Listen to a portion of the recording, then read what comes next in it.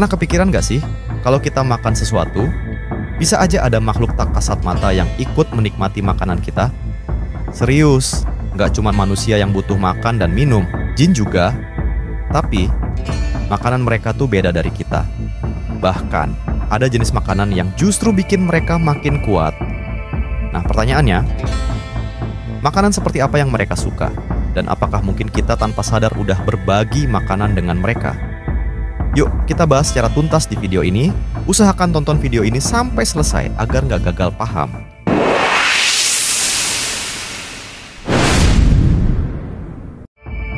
Assalamualaikum warahmatullahi wabarakatuh. Bismillahirrohmanirrohim. Langsung kita ke pokok pembahasan. Bayangin, kamu lagi makan sendirian di malam hari. Terus tiba-tiba ada angin dingin yang berhembus.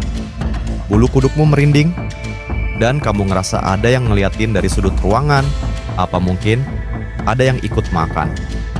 Atau lebih parahnya lagi, ada yang sudah lama tinggal di rumahmu karena makanan yang kamu tinggalkan. Penasaran? Yuk, kita bahas sampai tuntas. Jin adalah makhluk gaib yang hidup di dimensi berbeda sama kita, ternyata juga butuh makan. Tapi bedanya, mereka nggak makan secara fisik kayak kita. Mereka hanya menyerap sari, hawa, asap, atau aromanya aja. Jin sendiri terbagi jadi dua golongan. Ada jin muslim, dan satunya lagi jin kafir. Yang pertama, jin muslim. Mereka hanya makan makanan halal.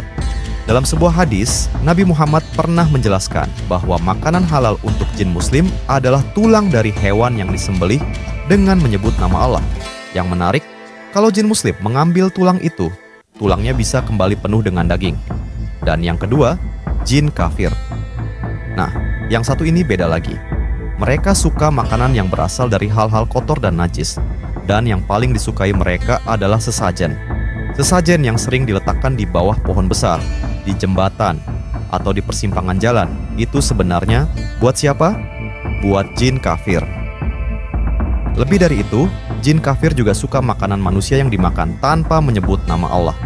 Jadi, kalau kita lupa baca doa sebelum makan, bisa jadi makanan kita udah dicicipin duluan sama mereka. Sekarang pertanyaannya, gimana cara biar kita nggak berbagi makanan sama mereka? Tapi tenang aja dan nggak perlu bergundah gulana, karena Islam sudah merumuskan cara yang sangat simpel buat mencegahnya.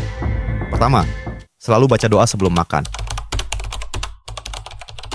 Dalam Islam, doa sebelum makan itu bukan sekadar ritual, tapi juga perlindungan dari jin yang ingin nimbrung di makanan kita.